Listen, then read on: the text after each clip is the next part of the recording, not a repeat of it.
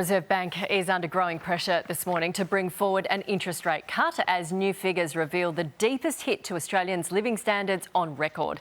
Our economy is now in its worst economic slump since the 1990s. In real terms, our living standards have dived more than 10% since a peak just 3 years ago. For the average Aussie household, that works out to be a drop of roughly $5,000 in disposable income per year, and people are feeling it. For more, let's bring in finance expert and founder of Fortlake Asset Management, Dr. Christian Bayliss, who joins us live in Melbourne now. Good morning.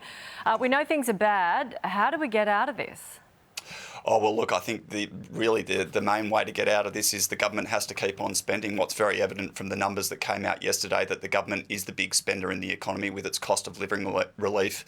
It is spending a lot of money in energy rebates and these sorts of things, but the private sector is ultimately absent. Consumption was really weak. People are starting to save and responding to those higher interest rates. So people's disposable incomes are going up as a result of the tax cuts that we basically received last year.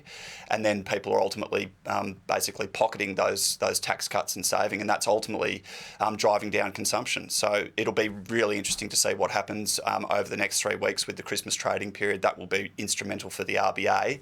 But as we've alluded to, that could mean that the silver lining is that the RBA does bring forward any type of interest rate relief, maybe towards May, maybe even April.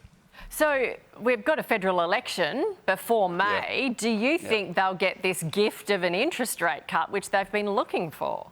Well, I think that's the interesting thing. If they cut in April, I think the government would hit the go button on a May election. But really, the odds are just jumping around between April, May or July for an RBA cut.